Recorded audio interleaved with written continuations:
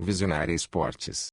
Fala minha gente, bom dia, graça e paz, aqui é Manuel Rodrigues chegando com mais uma edição do Visionário Esportes, nesta terça-feira, 16 de dezembro de 2025. É uma alegria começar o dia com você, trazendo informação, fé e inspiração para que sua manhã seja produtiva, abençoada e repleta de aprendizado. A palavra que nos inspira hoje está em Salmos, capítulo 139, versículos 23 e 24. Sonda-me, ó Deus, e conhece o meu coração. Prova-me e conhece os meus pensamentos. Vê se há em mim algum caminho de perversidade e guia-me pelo caminho eterno. O tema de hoje é refletir sobre o que erramos. Erros fazem parte da vida, do esporte, do trabalho e de nossas relações. Mas a diferença está em como reagimos a eles. Deus nos chama a olhar para dentro, reconhecer onde falhamos e aprender com cada situação, sem nos condenar nem desistir. Refletir sobre o que errou não é se prender ao passado, mas crescer a partir dele, ajustar o caminho e fortalecer caráter, fé e disciplina. Que hoje você tenha coragem de analisar suas atitudes, pedir direção ao Senhor e usar cada aprendizado para se tornar melhor em tudo o que faz. Você também pode ouvir a reprise do programa de hoje às 6 horas da tarde aqui na programação da Rádio Visionária e também nos acompanhar na sua plataforma digital favorita, Spotify, Deezer, Amazon Music e YouTube Music. O programa também está sendo transmitido pela Luar Rádio Web e Nossa Rádio Vida, ambas de Teresina, no Piauí, pela Rádio Sonora de Ilhota, em Santa Catarina, nas frequências AM 1100, FM em ondas curtas e pela Londrina Web Rádio, da cidade de Londrina, no Paraná. Vamos juntos para mais uma grande jornada de informação, fé e inspiração? Então fica com a gente, porque o Visionário Esportes está apenas começando. Visionária Esportes. Voltamos com o Visionário Esportes e vamos aqui aos aniversariantes do dia, tá? Lembrando, o Nilber Ferreira, nosso amigo aqui, vai estar de volta na quinta-feira, tá? Ele vai trazer tudo sobre o jogo, a final da Copa Intercontinental entre Flamengo e Paris Saint-Germain. Nós começamos com os aniversariantes nesse bloco. Hoje, o Thiago Braz, atleta do salto com vara, faz aniversário nesse dia 16 de dezembro. O Lincoln, jogador de futebol brasileiro, também faz aniversário. Sérgio Reguilón, jogador de futebol espanhol, faz aniversário hoje. Já tem notícia dele, tá? Ele tá ganhando como presente uma transferência de clube. Já você vai saber qual é. O Igor Dantas, brasileiro, que é surfista. O Mats Hummels, jogador alemão, né? Foi do Borussia Dortmund, Bayern de Munique. Carlton Morris, jogador de futebol inglês. A Lieke Martens, jogadora da seleção holandesa, jogadora de futebol, faz aniversário também. Mark Williams, jogador de basquete norte-americano. O David Johnson, que é jogador de futebol americano e é inglês. E a Kelsey Mitchell, que é canadense e ciclista. Vamos lá, vamos para o placarzão do Visionário Esportes? Bora lá? Premier League, rodada 16, jogaço para complementar a rodada. Manchester United 4, Bournemouth também 4. Diallo, Casemiro, Bruno Fernandes e Matheus Cunha fizeram os gols do Manchester United. Semenyo, brasileiro Evanilson, Tavernier, golaço de falta, e Krupp, na parte final do jogo, fizeram para o Bournemouth. O Arsenal lidera com 36 pontos, Manchester City segundo com 34, Aston Villa terceiro com 33, o Chelsea é quarto com 28, Crystal Palace em quinto, Manchester United sexto, Liverpool sétimo, Sunderland oitavo colocado, todos com 26, o Everton está em nono com 24 e o Brighton é décimo colocado com 23, o Bournemouth é 13º com 21 pontos. Championship, complemento da rodada 21, Sheffield Wednesday 0, Derby County 3. Coventry City lidera com 47 pontos, Middlesbrough tem 42, Preston North End terceiro e o Millwall é quarto colocado com 35, Ipswich em quinto e o Hull City em sexto lugar com 34. O Derby County é 12º com 30 e o Sheffield Wednesday é lanterna com 9 pontos negativos. Ele perdeu diversos pontos aí por conta de insolvência na empresa, perda de questão financeira, etc. La Liga, complemento da rodada 16, o Raio Vallecano empatou com o Betis em 0-0.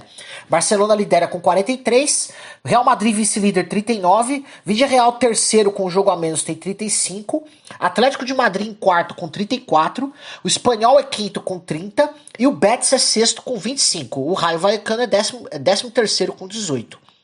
Série A italiana, complemento da rodada 15, a Roma venceu o Como por 1-0, gol do brasileiro ex-Flamengo Wesley. A Inter lidera com 33 pontos, o Milan é vice-líder, tem 32, Napoli terceiro, 31 e a Roma em quarto com 30. Então do primeiro até o quarto colocado, separação de apenas 3 pontos. Juventus em quinto com 26, Bolonha é sexto com 25, o Como é sétimo com 24 e a Lazio é oitava colocada com 22 pontos. Liga Portugal, rodada 14, o Nacional da Ilha da Madeira venceu o Tondela por 3-1. Zé Vitor e Paulo Boia fizeram gols brasileiros pelo Nacional. O Braga venceu o Santa Clara por 1-0, gol de Ricardo Horta, esse é português, tá? E o Porto venceu a Estrela da Amadora por 3-1, 2 gols do Samu e um do Francisco Moura para o Porto, e o Marcos, nigeriano, fez o gol da Estrela da Amadora. O Porto lidera com 40 pontos, aliás, que campanha do Porto, né? 14 jogos, 13 vitórias e um empate. Então, somando 40 pontos. Sporting vice-líder, 35. Benfica terceiro com 32. O Braga está em quarto, o Gil Vicente em quinto com 25. Famalicão é sexto com 23. E o Vitória de Guimarães é o sétimo colocado com 21 pontos. Vamos aqui para as notícias do futebol. Vamos principalmente começando aqui pelos semifinalistas da Copa do Brasil, né? Uns eliminados, outros classificados. O Cruzeiro oficializou nesta segunda-feira a saída do técnico Leonardo Jardim, após a eliminação nas semifinais da Copa do Brasil para o Corinthians nos pênaltis. O clube confirmou a rescisão amigável, apesar de Jardim ter contrato até 2026, com agradecimentos pelo trabalho prestado e coletiva marcada para esta tarde. No caso, a coletiva já foi feita, tá? A diretoria já marcou reunião para iniciar o planejamento de 2026 com Tite surgindo como principal alvo para substituir o português e nomes estrangeiros também sendo avaliados. A decisão de Jardim foi motivada por fatores pessoais e a Raposa busca um nome de peso para o próximo ano. Pode ser que seja o Tite mesmo, tá? Mas vamos aguardar. O Cruzeiro vive mais um momento tenso após a eliminação da semifinal da Copa do Brasil. Um mural com a imagem de Gabigol na Toca da Raposa 1 foi vandalizado por torcedores que picharam o rosto com tinta amarela e escreveram "Vai embora, lixo gol", em protesto pelo pênalti perdido que custou a vaga na final. A diretoria decidiu cobrir a pintura ontem, no dia 15, para evitar mais polêmica no CT. Gabigol, que havia postado mensagem assumindo a responsabilidade pelo erro e prometendo voltar mais forte, segue alvo de críticas, mas a diretoria afirma que ele deve permanecer no clube, apesar do desgaste com parte da torcida. Porém, Cruzeiro e Gabigol estão planejando uma conversa importante para definir o futuro do atacante no clube para a temporada de 2026. Embora o clima entre o jogador e a torcida tenha se deteriorado após a eliminação na Copa do Brasil, o Cruzeiro ainda considera a permanência de Gabigol como opção viável. A reunião, que deve acontecer nas próximas semanas, buscará esclarecer a situação e estabelecer novos termos entre as partes. Ao mesmo tempo, o Santos monitora o cenário e prepara uma possível investida para contratar o jogador, caso a permanência no Cruzeiro não se concretize. A negociação depende da postura de Gabigol e da disposição do clube mineiro em seguir com ele no elenco. Após classificar o Corinthians para a final da Copa do Brasil, o técnico Dorival Júnior pediu mais respeito aos profissionais brasileiros no futebol. Temos qualidades, experiência e capacidade de trabalhar em alto nível. Muitas vezes somos subestimados, mas os resultados mostram o nosso valor, ele disse.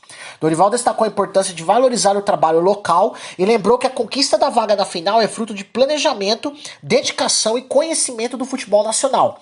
Ele ainda ressaltou que quer manter o Corinthians competitivo na temporada de 2026, priorizando títulos e consistência na equipe.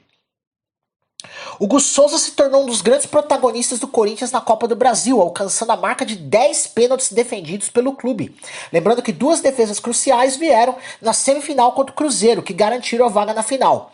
O desempenho colocou o goleiro entre os maiores pegadores de pênalti da história alvinegra e intensificou o interesse de clubes estrangeiros, como o Milan da Itália, sendo citado como um dos times monitorando sua situação. Algo reforçado pela diretoria, que admite a possibilidade de negociações diante da necessidade financeira do clube. Hugo também tem sido destaque nas análises de atuação, sendo eleito peça-chave da classificação do Timão à final da Copa do Brasil, e vive um momento de projeção, que inclui presença no radar da seleção brasileira. Após a partida, ele comentou que preferiu apostar no feeling para defender o pênalti de Gabigol, por conhecer o dos tempos de Flamengo, ao invés de estudar a batida. O Corinthians iniciou a venda de ingressos para a final da Copa do Brasil 2025, que será disputada no estádio Neoquímica Arena. Os preços variam de R$ 42,00, meia entrada em setor popular, até R$ 990,00, cadeiras premium, com lotes limitados e política de compra por CPF. A diretoria alerta para a alta demanda e recomenda que torcedores adquiram os bilhetes antecipadamente pelo site oficial do clube e pontos autorizados. A expectativa é casa cheia para apoiar o Timão na busca pelo título nacional. Vamos ao Fluminense agora. Thiago Silva se despediu dos companheiros no vestiário após a eliminação do Fluminense na Copa do Brasil e afirmou estar orgulhoso da temporada 2025. Mas disse, estou me despedindo do elenco porque não quero me despedir pelo WhatsApp, revelando seu desejo de ficar mais perto da família que vive em Londres. Internamente, o Fluminense irá conversar com o zagueiro sobre o futuro, e a diretoria tenta convencê-lo a permanecer até pelo menos julho de 2026. Porém, a tendência é que ele deixe o clube antes do fim do contrato. O veterano de 41 anos, com passagens marcantes por Milan, PSG e Chelsea, terá seu nome livre no mercado a partir de janeiro, mirando a preparação para a Copa do Mundo de 2026 e a especulação de interesse do Milan após lesão de titular na equipe italiana. Luiz Ubeldia assumiu a eliminação do Fluminense na semifinal da Copa do Brasil para o Vasco, reconhecendo que o rival foi mais incisivo e passou merecidamente, após a disputa de pênaltis e desenvolvimento equilibrado dos dois jogos. O técnico lamentou o fim da temporada e já projetou o mercado, afirmando que a equipe está mapeando 4 ou 5 reforços para fortalecer o elenco na próxima temporada dentro da realidade do clube. Zubeldia destacou ainda as dificuldades de testar variações por falta de margem de erro na reta final de 2025 e disse que será preciso analisar saídas e chegadas no plantel. O Fluminense encerra o ano de 2025 com trabalho já mirando o Carioca e o Brasileirão de 2026, com retorno aos treinos no início de janeiro. O Vasco foi considerado, na análise de vários veículos, o time que jogou mais futebol na semifinal da Copa do Brasil contra o Fluminense, superando um roteiro épico que incluiu virada no jogo de ida e decisão por pênaltis depois de empate no agregado. Apesar da derrota por 1-0 no tempo normal da volta, o Cruz Maltino dominou boa parte das duas partidas, criando mais chances e exigindo o goleiro Fábio em várias oportunidades. A definição nas penalidades, com destaque para as defesas de Léo Jardim, acabou fazendo justiça ao desempenho vascaíno ao longo do confronto, levando o time à final de maneira merecida. A análise também enaltece o trabalho do técnico Fernando Diniz, cuja filosofia de jogo foi vista como um fator decisivo para o estilo ofensivo aplicado nas duas partidas. O goleiro Léo Jardim foi decisivo novamente na classificação do Vasco à final da Copa do Brasil, defendendo 2 pênaltis contra o Fluminense e alcançando a 6ª vitória seguida em disputa por penalidades desde sua chegada ao clube, com cerca de 25% de eficiência nas defesas nessa modalidade.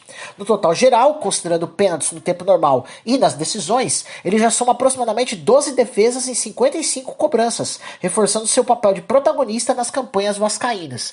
Após o jogo, Jardim destacou o trabalho e a concentração como fundamentais para o desempenho nas penalidades, comemorando a vaga na decisão diante do Corinthians. Seu desempenho tem sido apontado como pilar das classificações em decisões por pênaltis em edições recentes da Copa do Brasil.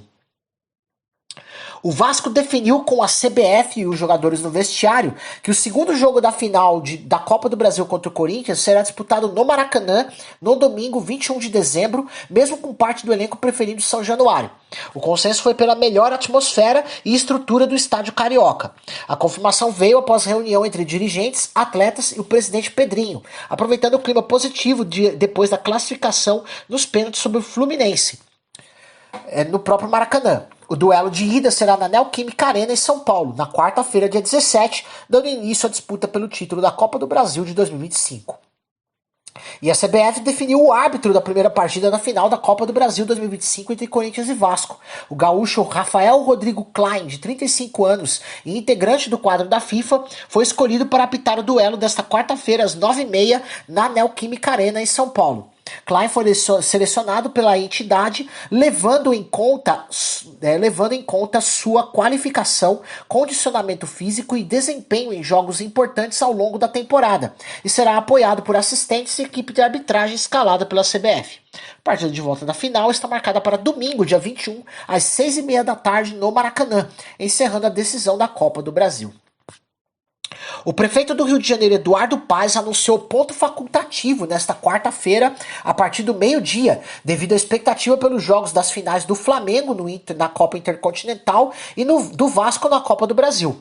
A medida visa permitir que torcedores acompanhem os confrontos e se desloquem com segurança, além de minimizar impactos no trânsito e transporte público. Escolas e órgãos municipais terão funcionamento ajustado à decisão, com retorno normal às atividades na quinta-feira, dia 18 de dezembro. Vamos para um rápido intervalo, já tem uma notícia de um escândalo no São Paulo, tem notícias também do Palmeiras e outros clubes aqui, não sai daí, eu já volto. Visionária Esportes. Voltamos aqui com o Visionário Esportes e vamos para mais notícias do futebol, começando aqui com uma notícia bombástica aqui no São Paulo. O São Paulo vive uma crise interna após a divulgação de um áudio que expõe um suposto esquema clandestino de venda ilegal de camarotes do Morumbi em dias de shows, envolvendo dirigentes do clube, incluindo o diretor adjunto de futebol de base, Douglas Schwartzman, e a diretora feminina, cultural e de eventos, Mara Casares. No conteúdo, um dos envolvidos admite que todo mundo ganhou dinheiro com a comercialização irregular de ingressos do camarote 3A no show da Shakira, conforme reportou o jornalista Carlos Alexandre Santos, do GE. Após a repercussão, Douglas e Mara pediram licença de seus cargos e o clube anunciou a abertura de sindicâncias interna e externa para apurar os fatos com rigor, além de avaliação de possíveis medidas disciplinares. O caso trouxe pressão política dentro do clube, com torcedores e grupos de oposição cobrando mudanças na gestão e maior transparência nos bastidores do tricolor. Vai repercutir muito isso aqui. O atacante Ferreirinha, de 27 anos, voltou a despertar interesse de clubes da Turquia, como Besiktas e Trabzonspor, sondando São Paulo sobre uma possível transferência do jogador na próxima janela de janeiro. Os clubes turcos consultaram a diretoria tricolor para entender condições de negócio, mas nenhuma proposta oficial foi enviada até o momento. Segundo apurações baseadas em informações da ESPN, o Besiktas já havia tentado contratá-lo em janelas anteriores, mas teve oferta recusada pelo São Paulo, que considera Ferreirinha peça importante do elenco, enquanto o Trabzonspor agora entrou na disputa por sua contratação. O clube paulista segue atento ao mercado e ainda avalia seu planejamento para 2026, com Ferreirinha mantendo espaço no time de Hernan Crespo após boa presença de jogos ao longo de 2025. O São Paulo ficou fora da Copa Libertadores de 2026 após as classificações de Corinthians e Vasco à final da Copa do Brasil, cenário que impediu a abertura do G8 no Brasileirão, para garantir vaga adicional ao tricolor, que terminou a Série A na 8ª colocação. O clube paulista precisava que Cruzeiro ou Fluminense chegasse à final da Copa do Brasil. Ambos já estavam no G7 do Brasileirão. Para que a vaga da Libertadores do G8 se abrisse com a final entre Corinthians, 13º, e Vasco, 14º, essa condição não foi alcançada. Dessa forma, o São Paulo disputa em 2026 a Copa Sul-Americana, enquanto as vagas da Libertadores seguirão pelos critérios já definidos de Brasileirão e Copa do Brasil. A Conmebol divulgou nesta segunda-feira o seu ranking de clubes atualizado para a Libertadores 2026, que servirá de base para a definição dos potes no sorteio da fase de grupos da competição, marcado para 18 de março de 2026 em Luque, no Paraguai. O Palmeiras lidera a lista, seguido pelo Flamengo, enquanto clubes como Boca Juniors, Peñarol, Nacional, Fluminense e Independiente Del Valle também devem figurar entre os cabeças de chave no pote 1, por posição no ranking e situações de classificação. O ranking que considera desempenho nas competições continentais e nacional ao longo de anos recentes. Também posiciona equipes como Cruzeiro e Corinthians em potes intermediários com times estreantes ou com pouca pontuação, como o Mirassol, previstos no pote 4. Times que avançarem da pré-Libertadores entrarão nos potes mais baixos. Assim, a formação dos grupos da Libertadores 2026 refletirá tanto o histórico recente quanto as campanhas continentais dos clubes sul-americanos nos últimos ciclos de competições. O Palmeiras já começou o planejamento para a temporada 2026 com 2 renovações confirmadas. Abel Ferreira teve seu contrato estendido por mais 2 anos e o zagueiro Bruno Fux foi comprado em definitivo pelo clube, encerrando pendências contratuais do elenco. Mesmo com grande investimento em 2025, o Verdão busca reforços pontuais para 2026 e já mapeia posições prioritárias como zagueiro, meio-campista de criação e atacante, dependendo de saídas no elenco. Internamente, há debate sobre o futuro de de ídolos como o Everton e Rafael Veiga, que podem ter papel diferente no próximo ano, embora a ideia seja manter a base principal. Jogadores que não se firmaram em 2025 tendem a ser avaliados para negociações e ajustes, enquanto jovens da base e retornos de atletas lesionados entram na equação do elenco. O clube aposta em reorganizar o grupo para disputar títulos nacionais e continentais, com foco em equilíbrio entre chegadas e saídas de atletas, visando competitividade em 2026. O Palmeiras vai entrar na briga com Fluminense e Cruzeiro pelo zagueiro Nino, alvo pedido pelo técnico Abel Ferreira para reforçar a defesa em 2026. O clube monitora a situação do jogador junto ao Zenit, mas precisará fazer frente à concorrência e às condições de negociação com o time russo. Além disso, o Verdão vem acompanhando de perto o meio-campista Matheus Pereira, atualmente no Cruzeiro, com opção de reforço para o meio de campo, mas a negociação é considerada complexa pela diretoria, pela resistência celeste em negociar e pelo alto valor pedido. Internamente, Abel busca reforços pontuais para equilibrar o elenco e dar mais opções táticas ao Palmeiras na luta por títulos em 2026. O atacante Paulinho seguirá como desfalque do Palmeiras no início de 2026, enquanto se recupera de lesão na tíbia da perna direita e de uma nova cirurgia realizada durante a temporada 2025. O departamento médico decidiu poupar o camisa 10 e não há previsão de retorno nos primeiros jogos do ano. Contratado como peça de impacto para o setor ofensivo, Paulinho praticamente não atuou em 2025 por limitações físicas e teve sua preparação estendida para estar à disposição do Verdão somente na próxima temporada. Internamente, o clube monitora a evolução nos treinos e a recuperação continuará nos primeiros meses de 2026, com foco em retorno pleno às atividades. Vamos às notícias de Flamengo e Paris Saint-Germain. Disputarão Copa Intercontinental na quarta-feira. O atacante Luiz Araújo afirmou que o Flamengo manterá seu estilo ofensivo na final da Copa Intercontinental contra o PSG, destacando a necessidade de equilíbrio entre posse de bola e solidez defensiva, mesmo reconhecendo o favoritismo francês. Ele ressaltou que o grupo deve aprender com os erros cometidos em partidas anteriores e jogar com inteligência e concentração, buscando surpreender e fazer história para a nação rubro-negra. O lateral Alex Sandro reforçou que a final é a única coisa que importa, pedindo que os jogadores aproveitem cada momento como se fosse o último. O lateral esquerdo também destacou a importância de estudar o adversário e executar o plano de jogo com maturidade, mantendo foco total na decisão.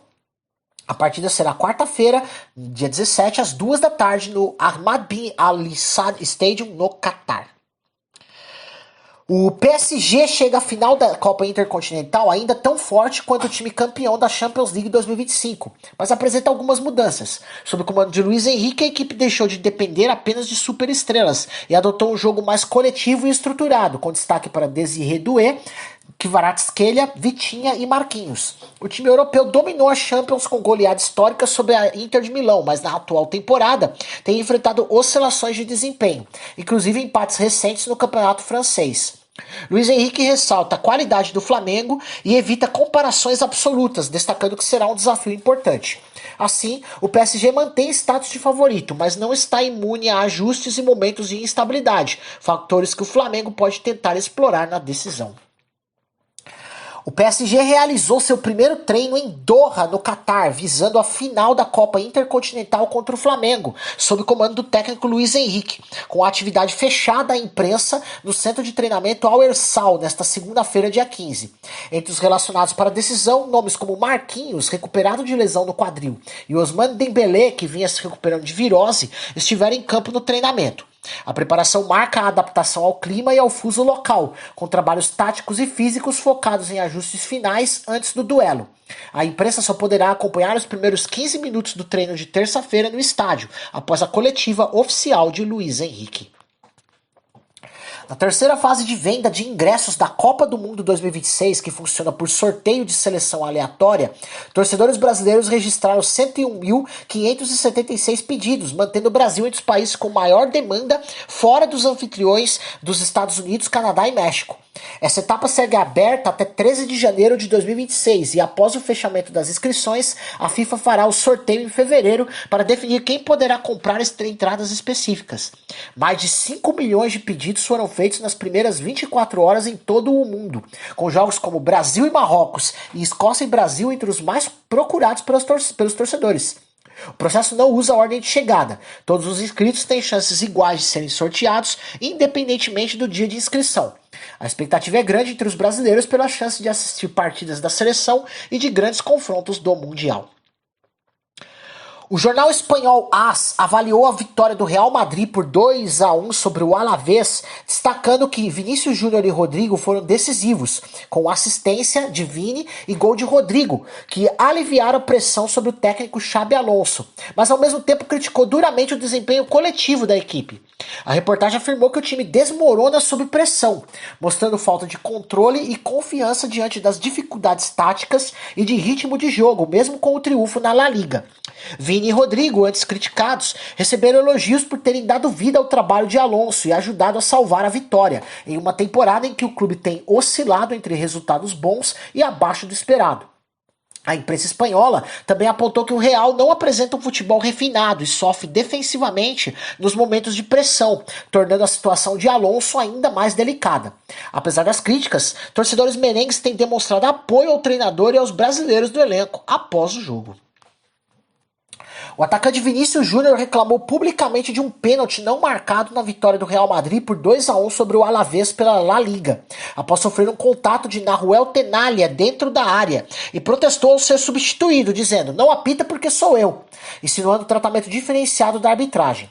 O técnico Xabi Alonso também criticou a decisão, classificando o lance como claro e questionando a falta de intervenção do VAR, gerando polêmica na imprensa espanhola sobre critérios de arbitragem. A declaração de Vini repercutiu nas redes e na imprensa europeia, alimentando o debate sobre consistência das marcações em lances capitais de jogos importantes. Apesar da frustração, ele foi um dos destaques com participação direta no gol da vitória, mantendo sua importância no ataque madridista. O volante Giovani, ex-Ceará, decidiu deixar a Ucrânia após um pouco mais de 3 meses no clube Epicentro, devido à realidade dura da guerra contra a Rússia, incluindo bombardeios frequentes, frio intenso e um ambiente que ele descreveu como de luto, que afetou a rotina dele e de sua família em Kamianets-Podilsky. Inicialmente vistos como uma oportunidade positiva pelo jogador e pela esposa, os desafios diários ligados ao conflito e as consequências humanitárias e de segurança os fizeram repensar a permanência no país. O empresário de Giovani já iniciou conversas com o Epicentro para dissolver o contrato e buscar uma nova equipe, possivelmente no Brasil, enquanto o atleta tenta se afastar do ambiente de instabilidade causado pelos ataques. A decisão reflete a dificuldade de atletas estrangeiros em manterem carreiras em meio ao conflito armado e as condições adversas na Ucrânia, que seguem afetando vidas civis e profissionais no futebol local. Torcedores de Gênua e Inter de Milão protagonizaram cenas de violência nas imediações do estádio Luigi Ferraris, antes do duelo pela Série A italiana, com confrontos entre grupos rivais que obrigaram a intervenção policial. A confusão incluiu veículos incendiados, lançamento de objetos e confronto direto com as forças de segurança, exigindo o uso de gás lacrimogênio e dispersão das torcidas ultras. Pelo menos 3 policiais ficaram levemente feridos, enquanto a tensão crescia nas ruas próximas ao estádio antes do início da partida. Apesar do clima hostil fora do local, o jogo foi realizado normalmente e terminou com a vitória da Inter por 2-1, que assumiu a liderança da tabela da liga. O episódio reacende preocupações sobre segurança de torcedores e policiamento em jogos de alto risco na Itália, com autoridades locais avaliando medidas para evitar novos confrontos. Segundo o jornalista Fabrizio Romano, o Ajax teria acertado verbalmente a contratação do lateral direito japonês Tomiyasu, ex-Arsenal, que está em fase de final de negociação. O jogador, que também pode atuar como zagueiro, deve assinar um contrato de longa duração com os holandeses após boas atuações na Premier League. O Arsenal, por sua vez, já havia sinalizado com a possibilidade de liberar o atleta, considerando o bom desempenho de outros jogadores em sua posição. Com a iminente transação, Tomiyasu tem tudo para se tornar um reforço importante para o Ajax, visando a temporada de 2026. O valor da transferência ainda não foi revelado, mas o acordo está cada vez mais próximo de ser oficializado. O Toluca conquistou o título do Apertura 2025 da Liga Mexicana ao vencer o Tigres nos pênaltis por 9-8, após empate 2-2 no agregado da final. Gols de Elinho e Paulinho na segunda partida forçaram a disputa por penalidades, que se estendeu por 12 cobranças até que o capitão Alex Veiga marcou o chute decisivo. Com a conquista, o Toluca se tornou bicampeão mexicano consecutivo e alcançou sua 12ª taça na história, igualando o Chivas como o segundo maior campeão da era dos torneios curtos. O técnico Antônio Mohamed celebrou o feito e a torcida viveu uma noite histórica após uma das finais mais longas e tensas da Liga Mexicana. O Tigres, mesmo liderando partes do agregado, viu o título escapar na memorável disputa de pênaltis. Vamos para um rápido intervalo, já já você vai saber qual é o time do Sérgio Reguilhon, que nós citamos lá no início, aniversariante do dia de hoje, tá? Tem mais notícias, tem notícias da Copa Árabe, tem notícias aqui da Copa Africana de Nações e notícias de outros clubes brasileiros. Não sai daí, eu já volto. Visionária Esportes. Estamos de volta aqui com o Visionário Esportes e vamos aqui para mais notícias do futebol para você aqui, mais futebol internacional, ó. Após a aposentadoria de Jordi Alba, o Inter Miami anunciou a contratação de Sérgio Reguilhon para reforçar a lateral esquerda. O espanhol de 28 anos chega como agente livre após sua passagem pelo Tottenham e assina contrato até 2027, com opção de extensão até 2028. Reguilhon tem passagens por Real Madrid, Sevilha, Atlético de Madrid e Manchester United. O jogador destacou sua motivação com o projeto do Miami, ao lado de estrelas como Messi e Suárez. A contratação visa preencher a lacuna deixada por Alba e manter a competitividade do time na Major League Soccer 2026. Marrocos se classificou para a final da Copa Árabe 2025 com uma vitória convincente de 3-0 sobre os Emirados Árabes Unidos, com destaque para a atuação coletiva da seleção. A equipe marroquina, que conta com atletas da Liga Árabe e europeus, dominou o confronto e garantiu seu lugar na decisão do torneio. No outro jogo da semifinal, a Jordânia venceu a Arábia Saudita por 2-1, garantindo sua vaga na final contra o Marrocos. A final promete ser disputada com as duas seleções em grande fase e será marcada por uma rivalidade regional forte. A Copa Árabe da FIFA é um importante torneio preparatório para a Copa do Mundo, com os países árabes buscando fortalecer seus elencos e testar seus jogadores em uma competição de alto nível. O técnico do Como, Cesc Fábregas, gerou polêmica ao reclamar publicamente da convocação do atacante Hassani Diallo à seleção de Senegal para a Copa Africana de Nações 2025, alegando preocupações com a condição física do jogador e preferindo que ele ficasse no clube. Fábregas disse que conversou com Diallo e com o treinador senegalês Pape Thiaw, mas que o diálogo não terminou de forma muito agradável, evidenciando atrito entre clube e seleção africana. Thiaw, por sua vez, manteve a decisão de incluir o jogador no elenco e afirmou que a prioridade é o interesse da seleção, elogiando a determinação de Diallo em representar o país. A discordância expôs uma tensão rara entre treinador de clube europeu e técnico nacional africano antes de um torneio importante. A situação repercutiu na mídia esportiva e nas redes sociais, com debates sobre gestão de elenco e preparação para a Copa Africana de Nações no Marrocos. Agora as notícias de mais clubes do futebol nacional. O executivo de futebol Marcos Braz vive desgaste interno no Remo, mesmo após o histórico acesso à Série A do Brasileirão em 2025. E sua permanência no clube para 2026 está em xeque. O dirigente enfrenta críticas nos bastidores por negativas no mercado da bola e dificuldades para fechar alvos, o que tem dividido a diretoria do Leão Azul sobre seu futuro. O contrato de Braz, vencendo no fim de 2025, aumenta a incerteza, com conselheiros e parte da cúpula cogitando não renovar o vínculo apesar da conquista esportiva. A relação entre Braz e o presidente Tonhão é apontada como tensa nos bastidores e a decisão sobre continuidade depende de alinhamento interno e do projeto esportivo para a elite em 2026. Se sua saída se confirmar, o dirigente sairá após uma campanha marcante, mas com controvérsias na gestão de elenco e mercado. No Atlético Mineiro, as conversas pela renovação de contrato de Renzo Saravia seguem travadas e o lateral direito deve deixar o clube ao final de dezembro, já que diretoria e staff não chegaram a um acordo e o vínculo termina neste mês, abrindo caminho para sua saída em 2026. O clube também recusou uma proposta pelo atacante Júnior Santos, uma oferta de empréstimo com opção de compra do Al Wahda dos Emirados Árabes, e optou por manter o jogador, que ainda busca sequência e rendimento com o novo treinador. O Bahia descartou definitivamente um novo empréstimo do zagueiro Vitor Hugo ao Atlético Mineiro e agora prioriza a venda em definitivo do defensor de 34 anos, que pertence ao tricolor e está emprestado ao Galo até o fim da temporada. O clube baiano fixou um valor para a compra e só aceita negociar a transferência em caráter definitivo, cenário que o Atlético Mineiro considera difícil de avançar por conta das exigências e custo da negociação. A diretoria mineira negocia com os agentes do atleta, mas não há acordo firmado até o momento. O Santos autorizou o atacante Bilal Brahimi a buscar um novo clube, sinalizando que o argelino de 25 anos não está nos planos para 2026, após ter atuado apenas cerca de 26 minutos com a camisa do Peixe e pouco ter sido aproveitado pela comissão técnica. Brahimi chegou ao clube em 2025 como reforço internacional, contratado livre após deixar o Nice da França, e assinou até o fim de 2026, mas não convenceu e deve ser liberado para procurar destino. A decisão reflete a reavaliação do elenco pelo Santos, que agora busca reduzir ativos e ajustar seu plantel para a próxima temporada.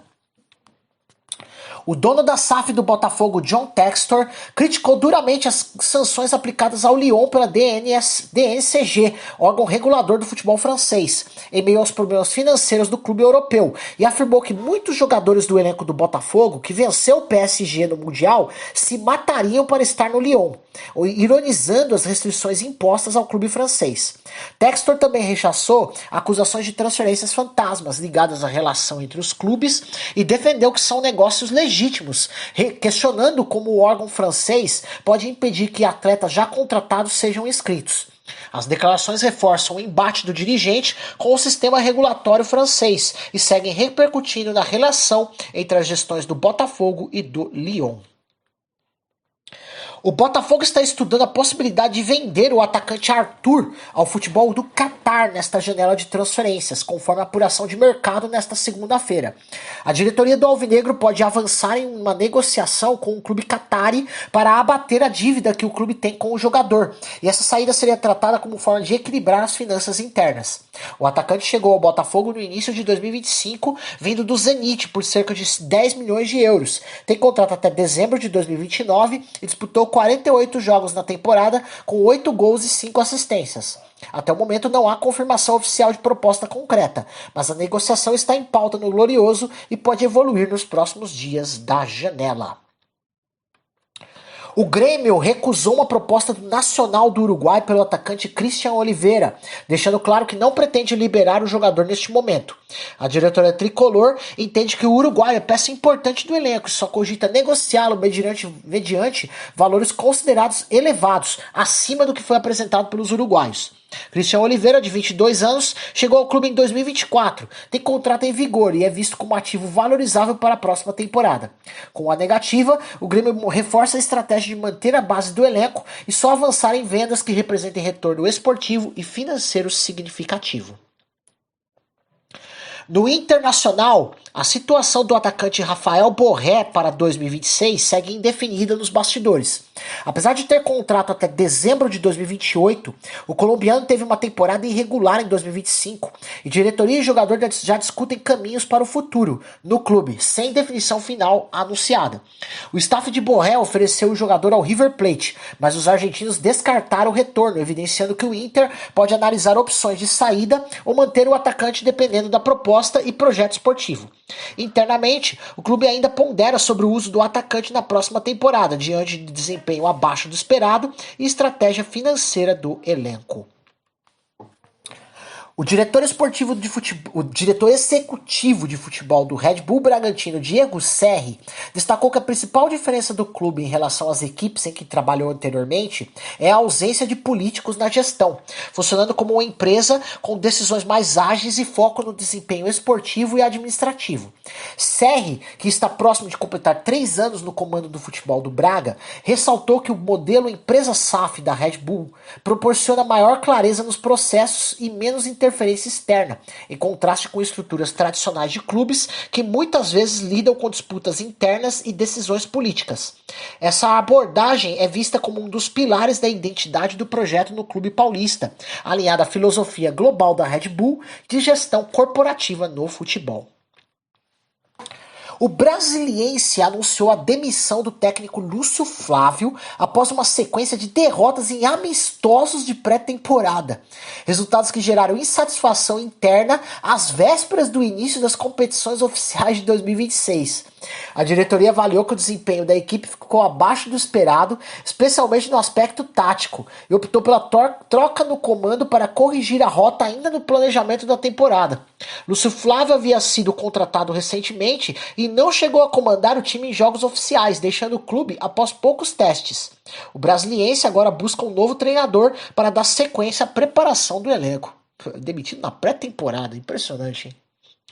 A Chapecoense lançou oficialmente o uniforme titular para a temporada 2026, com forte simbologia de homenagem ao Atlético Nacional da Colômbia e às vítimas do trágico acidente aéreo de 2026, que completará 10 anos em 2026.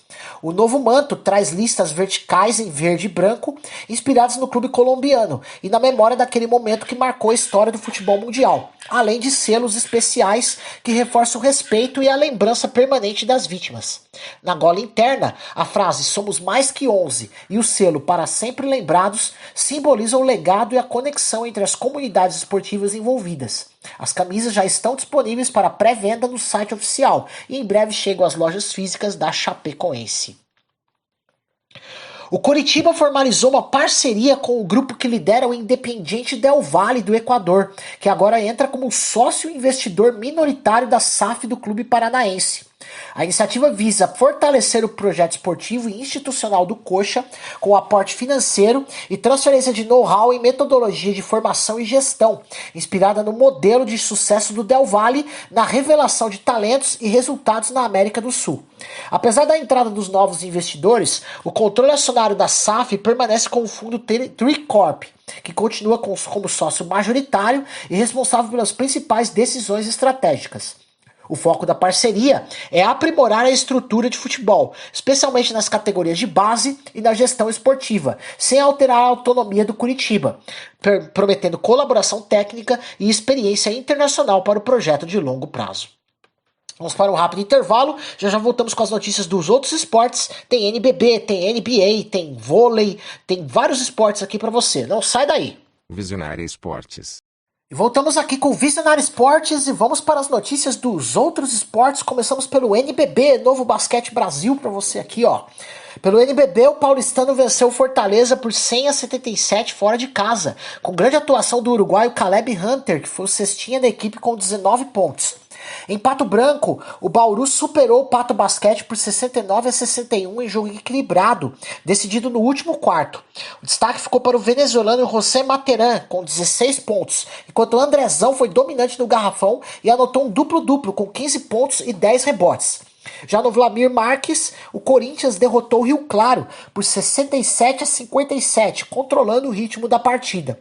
O principal nome do timão foi o português Gabriel Novaes, que marcou 16 pontos e liderou o ataque alvinegro. A liderança está dividida entre Flamengo e Minas, com 12 vitórias e 2 derrotas cada um. A seleção brasileira sub-17 de basquete conquistou o título do Sul-Americano ao vencer a Argentina por 98-77 na final disputada em Assunção, no Paraguai. O Brasil terminou a competição invicto, com 5 vitórias em 5 jogos, garantindo também vaga na America Cup Sub-18 de 2026. O armador Pedro Souza foi eleito o MVP do torneio e foi decisivo na decisão, liderando o ataque brasileiro. A conquista teve um significado especial com a história de pai e filho campeões juntos. Marcelo Bandeira, auxiliar técnico, e João Bandeira, atleta da seleção. A dupla superou um drama familiar com a perda de Arthur, filho e irmão, em 2021, transformando dor em superação. No domingo de NBA, o Portland Trail Blazers venceu o Golden State Warriors por 136-131, em partida ofensiva decidida nos minutos finais. Jeremy Grant e Shadon Sharp foram os grandes nomes com 35 pontos cada, liderando a reação da equipe. O jogo teve Stephen Curry brilhando com 48 pontos para os Warriors, mas não foi suficiente para impedir a derrota. Em Phoenix, o Los Angeles Lakers derrotou o Phoenix Suns por 116-114 em duelo equilibrado até o fim. O esloveno Luka Doncic foi o destaque com 29 pontos, liderando o ataque dos Lakers. LeBron James também teve papel decisivo com 2 lances livres nos segundos finais, que deram vantagem na reta final. Os Suns lutaram até o fim, mas não conseguiram aproveitar a virada, mesmo com bom desempenho de seus titulares. O ala Jalen Johnson, do Atlanta Hawks, entrou para um seleto grupo histórico da NBA ao registrar 4 triplo-duplos consecutivos antes dos 24 anos, feito que só Magic Johnson e Oscar Robertson conseguiram na história da liga. Na vitória de 120-117 sobre o Philadelphia 76ers, Johnson terminou com 12 pontos, 10 rebotes e 12 assistências, completando sua série de 4 jogos seguidos com triplo-duplo. Esse desempenho também foi um dos destaques na 7ª vitória consecutiva do Hawks, consolidando o jovem como uma das grandes promessas da NBA em 2025 e 2026. A marca reforça o impacto estatístico e versatilidade de Johnson em pontuar, rebote e assistência de forma consistente. O feito histórico coloca o ala ao lado de lendas do basquete e chama a atenção para sua trajetória na liga nesta temporada. O Hawks confia no jogador como peça central do projeto de evolução do time no leste.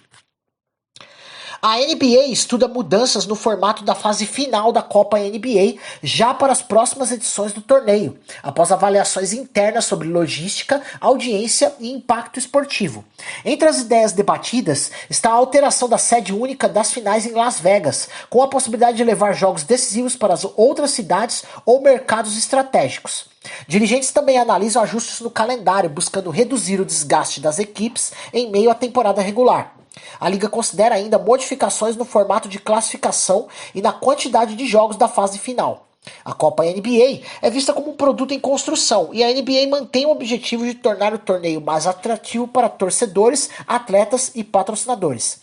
Nenhuma decisão foi oficializada até o momento, mas o tema segue em discussão nos bastidores da liga. No Sunday Night Football da semana 15 da NFL, o Minnesota Vikings derrotou o Dallas Cowboys por 34-26 em jogo disputado em Arlington. O quarterback J.J. McCarthy foi o destaque com 2 passes para touchdown e um touchdown em corrida. O recebedor Jalen Nailor marcou 2 touchdowns, sendo peça-chave no ataque dos Vikings. Pelos Cowboys, Dak Prescott lançou para 294 jardas, mas não conseguiu passes para touchdown. O kicker Will Richard confirmou a vitória com um field goal de 53 jardas no fim. Com o resultado, o Minnesota ganha força na disputa por playoffs e o Dallas se complica. O Kansas City Chiefs perdeu a partida decisiva da rodada e ficou fora dos playoffs da NFL pela primeira vez em 10 anos, após a lesão de Patrick Mahomes durante o jogo. O quarterback sofreu uma grave lesão no joelho, deixou o campo visivelmente abatido e não conseguiu retornar. Sem seu principal líder, os Chiefs não reagiram ofensivamente e acabaram superados no placar. Após a partida, Mahomes confirmou a gravidade da lesão e usou as redes sociais para se pronunciar. Camisa 15 afirmou que vai encarar a recuperação com força total e garantiu: "Voltarei mais forte do que nunca." A ausência nos playoffs encerra uma década de domínio do Kansas City na pós-temporada da liga. Denver Broncos e Los Angeles Rams foram os primeiros times a garantir vaga nos playoffs da NFL na temporada 2025-2026, após os jogos da semana 15. O Broncos se classificou na AFC após com a vitória por 34-26 sobre o Green Bay Packers, em que virou o placar e assegurou sua vaga com campanha sólida. Os Rams confirmou a vaga na NFC ao derrotar o Detroit Lions por 41-34 em jogo equilibrado e com virada no segundo tempo. Com essas classificações, Broncos e Rams começam a se preparar para o período de playoffs, que tem início em janeiro de 2026. Vamos ao vôlei. Pela Superliga Feminina de Vôlei, o Fluminense venceu o Tijuca por 3-2 fora de casa, em um jogo muito equilibrado. As parciais foram 25-20, 23-25, 28-26, 16-25 e 15-5, com domínio tricolor no tie-break. O resultado mantém o Fluminense na briga por posições mais altas na tabela, somando um ponto importante como visitante. Em Maringá, o time da casa derrotou o Mackenzie por 3-0, com boa atuação coletiva. Os parciais foram 25-21, 25-22 e 25-19, sem sustos para a equipe paranaense. Quem lidera é o Sesc Flamengo, com 27 pontos em 10 jogos. A brasileira Gabi Guimarães, a líbero Camila Bright e a central Adenísia foram eleitas para a seleção do Mundial de Clubes Feminino de Vôlei, após se destacarem ao longo da competição. Gabi foi escolhida como melhor ponteira, sendo decisiva tanto no ataque quanto na recepção. Camila Bright entrou como melhor líbero, reconhecida pela regularidade defensiva e eficiência no passe. Já a Adenísia foi eleita melhor central, com forte presença no bloqueio e bom aproveitamento ofensivo. O time ideal do torneio reflete o alto nível técnico das atletas brasileiras na competição internacional. A premiação reforça o protagonismo do Brasil no cenário mundial do vôlei feminino.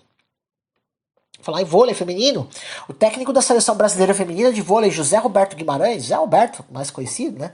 Comentou sobre a mudança anunciada pelo Comitê Olímpico Internacional, COI, na forma de classificação para os Jogos Olímpicos de Los Angeles 2028, em que o Campeonato Mundial de 2027 passará a oferecer 3 vagas diretas às Olimpíadas para os melhores colocados.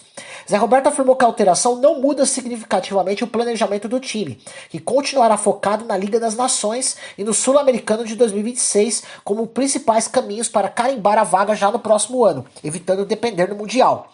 Ele explicou que o time terá uma seleção B mais integrada com a A em 2026. E ressaltou que a competição sul-americana será difícil, com Argentina, Peru e Colômbia em evolução, mas que o foco é rodar a equipe, treinar e buscar a classificação antecipada.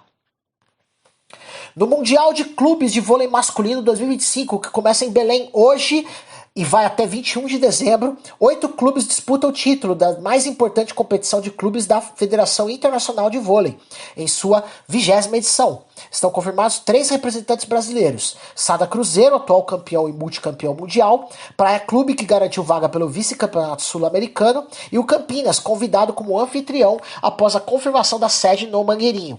Internacionalmente participam equipes tradicionais como Perugia da Itália, o Arta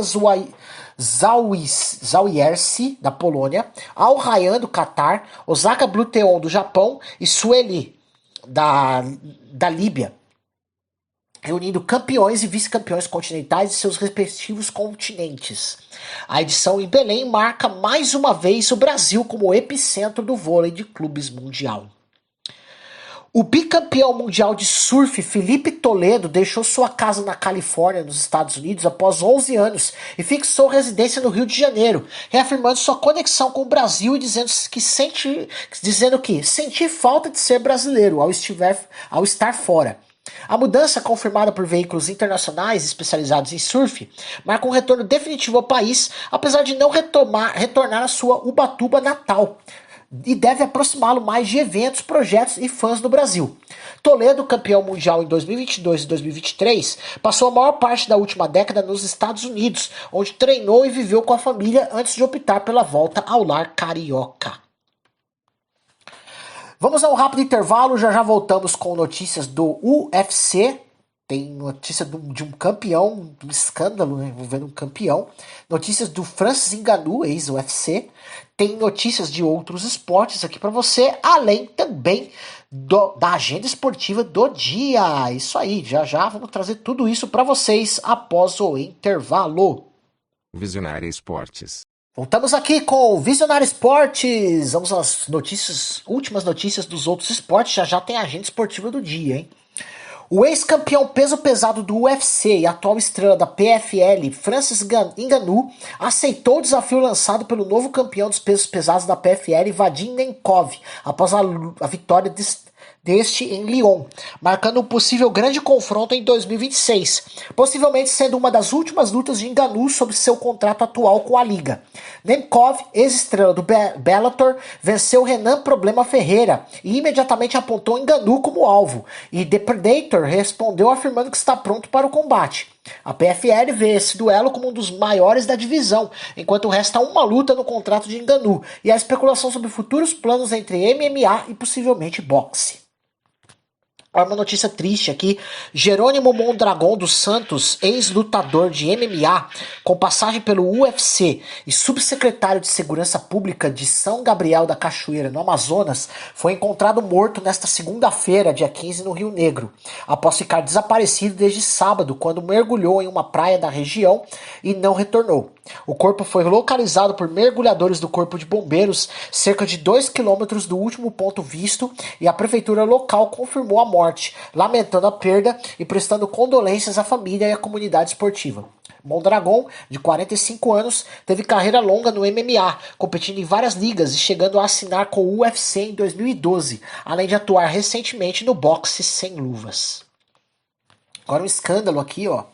O campeão peso leve do UFC, Ilia Topuria, emitiu comunicado oficial nesta segunda-feira, negando veementemente acusações de abuso doméstico feitas no contexto de sua separação. Classifica-as como alegações falsas e parte de uma tentativa de extorsão.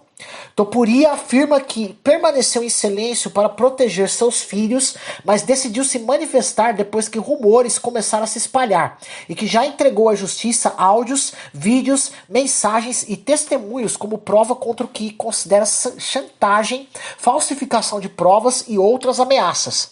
O lutador, que está temporariamente afastado das defesas de título por conta dos problemas pessoais, reforçou sua inocência e disse confiar no processo legal, pedindo privacidade enquanto o caso segue sob investigação. A UFC marcou uma luta pelo cinturão interino dos leves em sua ausência. No FMS Fight Night 8, realizado neste domingo em Salvador, o boxeador Paulo Henrique venceu sua luta principal e conquistou o título brasileiro de boxe na programação do evento, que reuniu também outros combates relevantes da noite. A vitória de Henrique foi destaque no card e confirmou sua ascensão no cenário nacional do pugilismo, com cobertura ao vivo e resultados divulgados pelos principais portais de lutas e esportes. Além dele, o evento contou com participações de nomes conhecidos do boxe e lutas transmitidas ao vivo para o público. O piloto Felipe Fraga celebrou o bicampeonato da Stock Car Pro Series 2025 após a etapa de Interlagos, mas num fim de semana marcado por polêmica no realinhamento do grid da corrida sprint que definiu o título antecipadamente. Mesmo com críticas de comentaristas de sofá minimizando sua conquista, Fraga afirmou que a corrida principal foi para lavar sua alma, desabafando contra os detratores e reforçando que trabalhou o ano todo para merecer o título. Nas redes sociais, ele publicou um vídeo comemorando a conquista com a família e escreveu 100 palavras sobre o momento. O companheiro de equipe, Gaetano de Mauro, terminou como vice-campeão e também elogiou o desempenho de Fraga na temporada. O chefe da Mercedes na Fórmula 1, Toto Wolff, falou com cautela sobre a possibilidade de a equipe voltar a dominar a categoria em 2026, quando entram em vigor novas regras técnicas de motor. Em entrevistas recentes, ele rejeitou afirmar que a Mercedes será a favorita absoluta e adotou uma postura de meio copo vazio, ressaltando que a equipe fará tudo para ter um carro e unidade de potência competitivos, mas sem garantias de título diante da concorrência, especialmente de equipes como a McLaren. Wolff destacou ainda que sucesso dependerá de decisões coletivas e da representação das simulações na pista real, lembrando que não se baseia em comparações com épocas dominantes passadas e que todo o grid está mais preparado para o novo regulamento.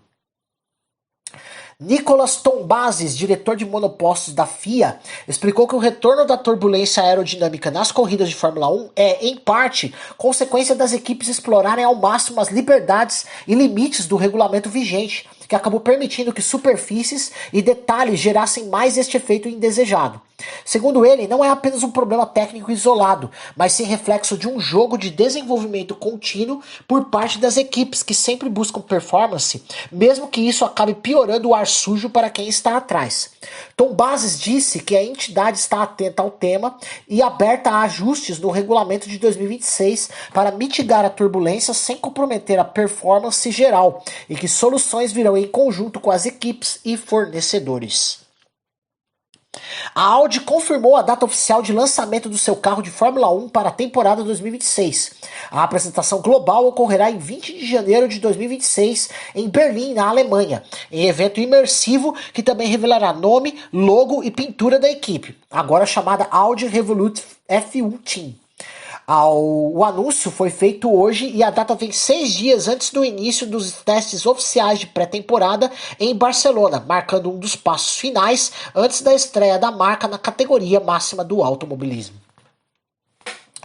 O piloto australiano da McLaren, Oscar Piastri, manifestou solidariedade às famílias das vítimas do atentado ocorrido no domingo, dia 14, em Bondi Beach, em Sydney, na Austrália. O ataque aconteceu durante uma celebração pública do festival judaico de Hanukkah, quando 2 homens abriram fogo contra o público, deixando 16 mortos e dezenas de feridos. As autoridades australianas classificaram o episódio como ato terrorista com motivação antissemita, o que gerou forte comoção nacional e repercussão internacional. Em publicação nas redes sociais nesta segunda-feira, Piastri afirmou estar orando pelas famílias e por todos os afetados. A mensagem do piloto repercutiu amplamente no meio esportivo, com manifestações de apoio de fãs e colegas da Fórmula 1. O país segue em luto enquanto as investigações avançam. A Aprilia anunciou que irá lançar oficialmente as motos de Lorenzo Bezzecchi e Augusto Martin para a temporada MotoGP 2026 em janeiro, antes do início dos testes da pré-temporada. A marca italiana busca já iniciar o ano com equipamentos competitivos, visando o título da categoria rainha e aproveitando as lições da temporada anterior. O lançamento incluirá apresentações técnicas e exposição das motos para imprensa e parceiros, destacando novos componentes aerodinâmicos e eletrônicos que podem influenciar a performance dos pilotos. Bezzecchi e Martin estarão diretamente envolvidos no desenvolvimento e ajustes finais antes da estreia oficial. O tenista espanhol Carlos Alcaraz, atualmente número 1 do mundo, venceu a votação do ponto do ano da ATP 2025. O lance premiado ocorreu durante o Masters 1000 de Paris, quando Alcaraz executou um pass and shoot impressionante de backhand cruzado, surpreendendo o adversário e garantindo o ponto decisivo. A votação foi aberta aos fãs globalmente, que escolheram o ponto como destaque entre outros de grandes jogadores da temporada. Alcaraz comemorou a premiação nas redes sociais, agradecendo ao público e destacando o trabalho de sua equipe, reforçando sua posição de referência técnica e atlética na temporada. O arqueiro brasileiro Marcos Vinícius da Almeida conquistou a medalha de bronze no Rio 250 Indoor, etapa do Circuito Internacional de Tiro com Arco, realizada no Rio de Janeiro. Da Almeida garantiu o pódio após uma disputa acirrada nas fases eliminatórias, superando adversários de alto nível e confirmando sua consistência em competições internacionais. O resultado reforça a posição do brasileiro como um dos principais nomes do esporte, mantendo seu desempenho sólido em eventos de tiro com arco indoor. A medalha também é vista como preparação importante para os torneios do próximo ano. E chegamos aqui à agenda esportiva do dia de hoje, dia 16 de dezembro. A nossa fonte é sempre o site ondeassistir.net.br. Bora lá! Futebol espanhol, Copa do Rei. Às 3 da tarde tem La Coruña e Mallorca, com transmissão do Disney+. No mesmo horário tem Eibar e Elche, também com transmissão do Disney+. 5 da tarde tem Eldense e Real Sociedad, também no Disney+. No mesmo horário tem Guadalajara e Barcelona, transmissão também no Disney+. E no mesmo horário, 5 da tarde, tem Sporting Gijón e Valência, esse com transmissão na ESPN 4. Futebol inglês, Copa da Liga Inglesa, 5 da tarde tem Cardiff e Chelsea, transmissão na ESPN. 5 da tarde tem Copa da Holanda com PSV e GVVV. É isso, acho que é esse o número do time. Transmissão da N Sports. 4 da tarde tem Copinha Feminina. Santos e Grêmio, transmissão no canal do YouTube do Paulistão, na Cazé TV, na Rede Vida, na Record News, na TV Gazeta e no Sport TV. 6h30 da tarde, mais Copinha Feminina com Internacional e Flamengo, transmissão no YouTube do Paulistão, Cazé TV e Sport TV. Futsal, Liga Feminina de Futsal, 8 da noite tem Leoas da Serra e Cascavel, final, jogo 2. Canal do YouTube da Liga Feminina de Futsal TV, Sport TV e Band Esportes. Vamos lá, tem basquete, Euroliga masculina, às 4 da tarde tem Hapoel Tel Aviv e Estrela Vermelha, transmissão da X Sports. 7h30 da noite tem NBB com Unifacisa e Pinheiros, transmissão da Rede Ita de Campina Grande. 8 da noite tem Mogi e Brasília na X Sports. No mesmo horário tem Cruzeiro e Botafogo, transmissão no canal do YouTube da Samuca TV. Do Samuca TV, né? Mesmo horário tem Vasco e União Corinthians, transmissão da ESPN 2.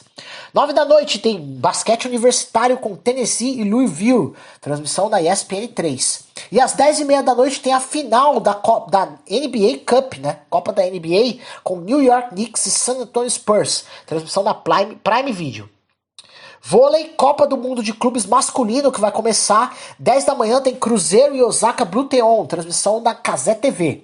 1h30 da tarde tem Perugia e Sueli, transmissão da Cazé TV. 5 da tarde, Al Rayyan e Praia Clube, transmissão também da Cazé TV. E 8h30 da noite, também com transmissão da Cazé TV, Campinas e Zawiercie, da Polônia, né?